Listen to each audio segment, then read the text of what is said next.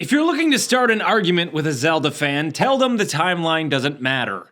Or tell them that it does. Tell them it was planned from the beginning, or cobbled together at the midnight hour. Tell them Breath of the Wild is still intimately tied to the previous titles, or that it was a soft reboot.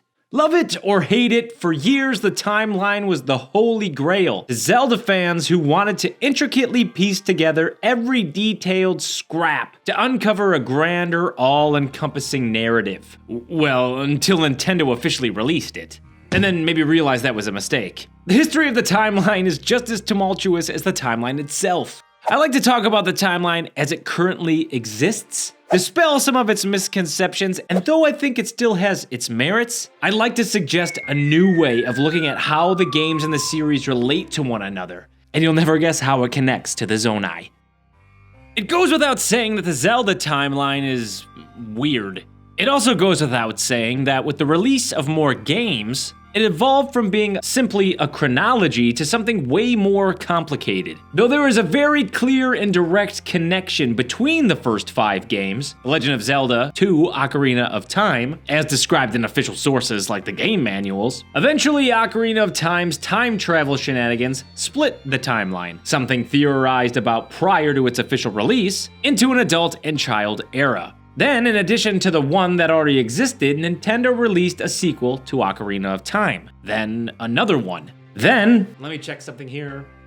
Oh, another one. Meanwhile, games developed outside of Nintendo were also being added to the timeline. All the while, fans were theorizing about the order of the games, if and where new games slotted between previous entries, and imagining events that could connect their narratives across time. And then, on that fateful day in 2011, shortly after the release of Skyward Sword, a game whose plot hinges on that grander narrative, Nintendo did what the fans had been clamoring for and, with the release of Hyrule Historia, unveiled the official timeline. This timeline also included another, much more controversial branch where Link is defeated, the Fallen Hero timeline. This cemented the timeline as not just a history, but also an alternate history. It was no longer just a timeline, it was a multiverse. I would imagine theorizing at this point cooled off as the mystique of speculative mystery surrounding the timeline would have evaporated instantly.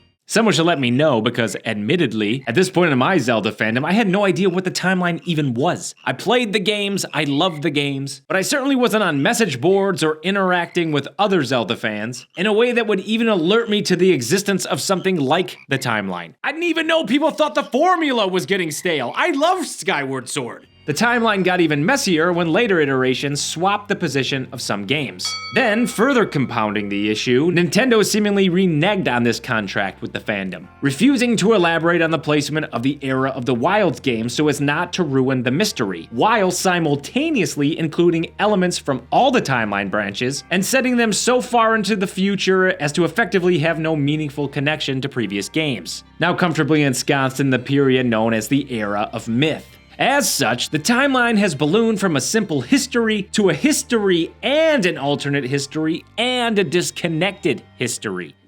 I can't believe I'm about to say this, but in the months since I've released this video, I've actually come to appreciate the Zelda timeline. I'm still not one to dabble in piecing together the grand narrative, though, based on what I've just explained, I don't see much of a point. I am much more aware of its allure. For one thing, it doesn't feel like an afterthought meant to appease fans. Everything was connected, and then it got complicated. The child and adult timeline split is actually quite a clever device. Even the Fallen Hero timeline, perhaps the most hated part of the timeline, has a reasonable explanation. It's not that Link loses, which is why every game over doesn't result in a new timeline. It's that Link unlocks the Sage's powers, brings the pieces of the Triforce together against before eventually losing to Ganondorf, who is then sealed by the Sages and Zelda. Is it a bit contrived? Yes.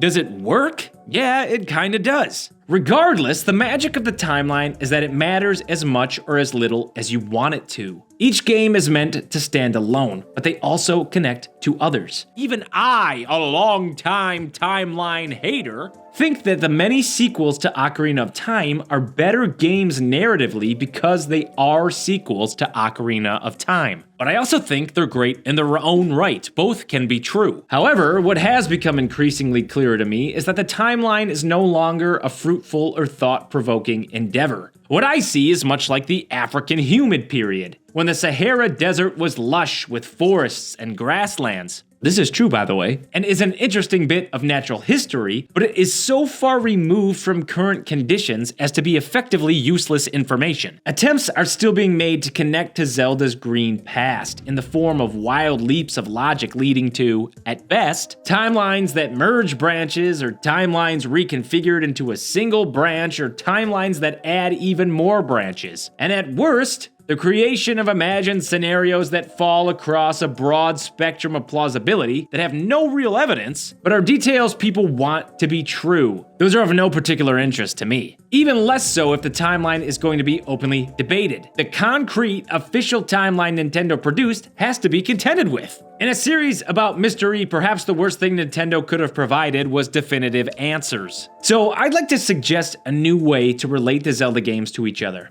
To accept Zelda in the sandy form in which it currently sits, and I can't believe I'm about to say this either, it has a little something to do with the Zonai. It should come as no surprise that for a while now I've been advocating for a different framework from which to view the Zelda series.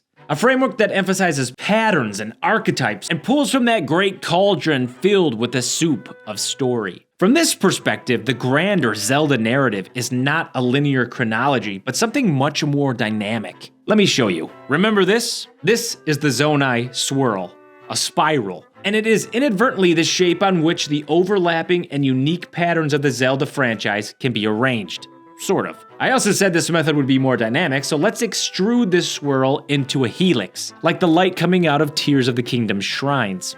Horizontally, we could separate games based on their story structure. Maybe the freeform story of the original is separate from the more classic structure of A Link to the Past, which is separate from the repeating 3 days of Majora's Mask. Then, vertically, the games go directly over those 3 foundational games if they reflect them exactly, which will probably never exist. And moving them one way or the other indicates that they are not exact, while also overlapping other games they share patterns with. Link's Awakening may overlap Majora's Mask and the Oracle games because they are all adventures that take place outside of Hyrule. But it may overlap Majora's Mask more because both games begin with guidance from a mysterious, perhaps malevolent figure, and are narratively much more surreal than other titles. Breath of the Wild and Tears of the Kingdom may overlap the original because of how hands-off their stories can be. Echoes of Wisdom may overlap Ocarina of Time and Twilight Princess because of their lore focus on Hyrule's creation myth, etc. The beauty of this is twofold. In one way, you could expand this beyond the narrative portions of the game. It can be a way to visualize the chronology of the releases and how closely their gameplay elements or progression are to one another, or what systems they appear on. In that same vein, in a narrative sense, you can get an idea about what people look for in Zelda stories, what patterns they think take priority or hold more importance,